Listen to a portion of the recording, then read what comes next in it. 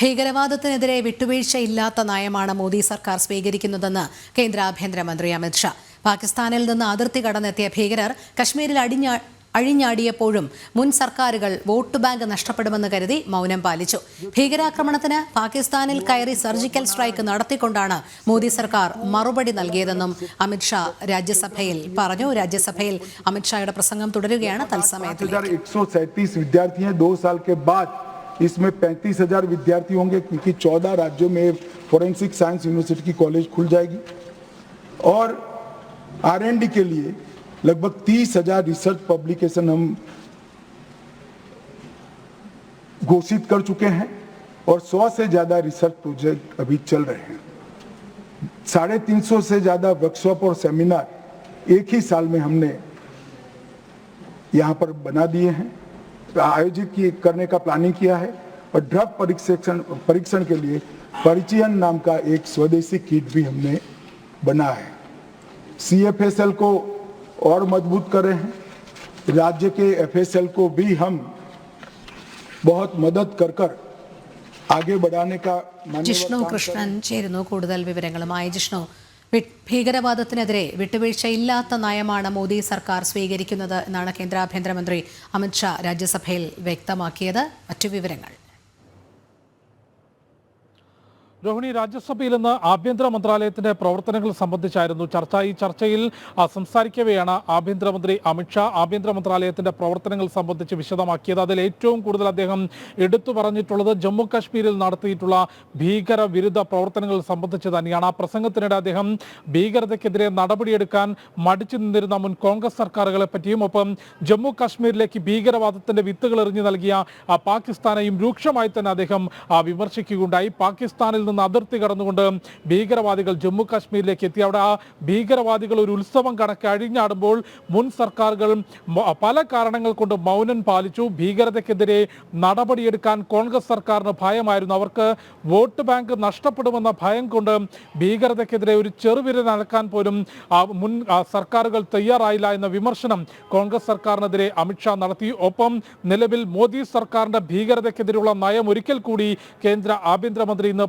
പാർലമെന്റിൽ ആവർത്തിക്കുകയുണ്ടായി. വിട്ടുവീഴ്ചയില്ലാത്ത നടപടി, ഭീകരതയ്ക്കെതിരെ രാജ്യത്തിന്റെ അഖണ്ഡതയും സമാധാനവും തകർക്കുന്ന ഭീകരതയ്ക്കെതിരെയും വിട്ടുവീഴ്ചയില്ലാത്ത നടപടി ഉണ്ടാകും. അടിക്ക് തിരിച്ചടി തന്നെയാണ് മോദി സർക്കാരിന്റെ ഭീകരതയ്ക്കെതിരെയുള്ള നയം എന്നുള്ളതാണ് ആഭ്യന്തരമന്ത്രി അമിത്ഷാ ഇന്ന് രാജ്യസഭയിൽ വ്യക്തമാക്കിയിട്ടുള്ളത്. നേരത്തെ കോൺഗ്രസ് സർക്കാരുകൾ ഭീകരതയ്ക്കെതിരെ നടപടിയെടുക്കാൻ മടിച്ചു നിന്നെങ്കിൽ ഭീകരാക്രമണങ്ങൾക്ക് പാകിസ്ഥാനിൽ കയറിക്കൊണ്ട് സർജിക്കൽ സ്ട്രൈക്ക് നടത്തിയാണ് മോദി സർക്കാർ മറുപടി നൽകിയത്. ഭീകരതയ്ക്കെതിരെയും വിട്ടുവീഴ്ചയില്ലാത്ത നടപടി സ്വീകരിക്കും. ഒപ്പം 2019 രണ്ടാം മോദി സർക്കാരിന്റെ ആദ്യത്തിൽ ആർട്ടിക്കിൾ 370 റദ്ദാക്കിക്കൊണ്ട് ജമ്മു കാശ്മീരിൽ സ്വീകരിച്ചിട്ടുള്ള നടപടികൾ ഭീകരവാദത്തിന്റെ മുനയൊടിച്ചു. അതുവരെ അഴിഞ്ഞാടിയിരുന്ന ഭീകരവാദികളെ അടിച്ചമർത്താനും ജമ്മു കാശ്മീരിലെ സാഹചര്യങ്ങൾ മാറ്റാനും വഴിത്തിരിവായത് 2019 രണ്ടാം മോദി സർക്കാരിന്റെ ആദ്യത്തിൽ തന്നെ എടുത്ത നിർണായകമായ തീരുമാനമാണ്. ആർട്ടിക്കിൾ 370 റദ്ദാക്കിക്കൊണ്ട് ഭീകരതയ്ക്കെതിരെ സ്വീകരിച്ചിട്ടുള്ള തുടർ നടപടികൾ കശ്മീരിന്റെ സാഹചര്യം തന്നെ പൂർണ്ണമായും മാറ്റി.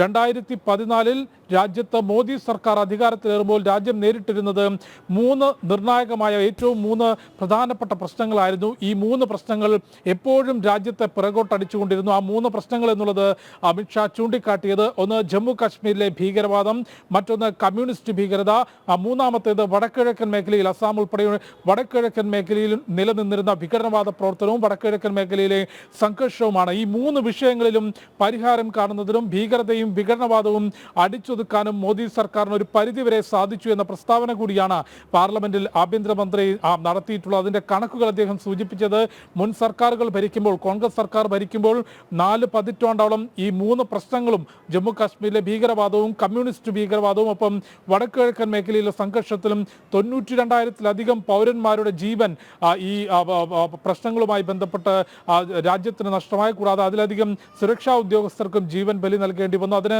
ശാശ്വതമായ മറുപടി തേടാനാണ് മോദി സർക്കാർ ശ്രമിക്കുന്നത് എന്നുകൂടി അമിത്ഷാ കൂട്ടിച്ചേർക്കുമ്പോൾ ആ വാക്കുകൾ വെറുതെ അല്ല എന്നുള്ളത് നമുക്കിപ്പോൾ ജമ്മു കാശ്മീരിലെയും വടക്കിഴക്കൻ സംസ്ഥാനങ്ങളിലെയും പ്രശ്നങ്ങൾ പരിഹരിക്കുമ്പോഴും ഛത്തീസ്ഗഡ് ഉൾപ്പെടെ മുൻപ് കമ്മ്യൂണിസ്റ്റ് ഭീകരവാദം നിറഞ്ഞാടിയിരുന്ന മേഖലകളിൽ സമാധാനം പുനഃസ്ഥാപിക്കുന്ന പ്രവർത്തനങ്ങൾ പരിശോധിക്കുമ്പോഴും മനസ്സിലാക്കാൻ സാധിക്കുമെന്ന് ജമ്മു കാശ്മീരിൽ ഭീകര പ്രവർത്തനങ്ങളിൽ സുരക്ഷാ ഉദ്യോഗസ്ഥരുടെയും സാധാരണക്കാരുടെയും ജീവൻ നഷ്ടപ്പെടുന്ന സംഭവങ്ങളിൽ 85% കുറവുണ്ടായി എന്നുള്ളത് കണക്കുകൾ സഹിതം നേരത്തെ തന്നെ കേന്ദ്ര ആഭ്യന്തരമന്ത്രി അമിത്ഷാ പാർലമെന്റിൽ വ്യക്തമാക്കിയിരുന്നു. കൂടാതെ വടക്കിഴക്കൻ സംസ്ഥാനങ്ങളിൽ പ്രത്യേക നിയന്ത്രണം ഓരോ 5 വർഷവും കൂടുമ്പോൾ ഏർപ്പെടുത്തിയിരുന്ന നിയന്ത്രണങ്ങൾ വടക്കിഴക്കൻ മേഖലയിൽ ഉണ്ടായിരുന്നു. ഇന്ത്യയിൽ നിന്ന് തന്നെ വിഭജിച്ചു പോകണമെന്നായിരുന്നു വടക്കിഴക്കൻ മേഖലയിലെ ജനങ്ങളുടെ പോലും മനസ്സുണ്ടായിരുന്നത്. ഡൽഹിയോ അല്ലെങ്കിൽ ഭാരതത്തിന്റെ മറ്റേതെങ്കിലും ഭൂപ്രദേശങ്ങളിലേക്ക് യാത്ര ചെയ്യുമ്പോൾ അവർ ഇന്ത്യയിലേക്ക് പോകുന്നു എന്ന സംസാരം പോലും മുൻകാലങ്ങളിൽ വടക്കിഴക്കൻ മേഖലയിൽ ഉണ്ടായിരുന്നു. അവിടെ ജനങ്ങളുടെ മനസ്ഥിതിയിൽ മാറ്റം വരുത്തുന്നു, വിഘടനവാദികൾക്കെതിരെ ശക്തമായ നടപടി സ്വീകരിക്കുന്നു. പല സംസ്ഥാനങ്ങളിലും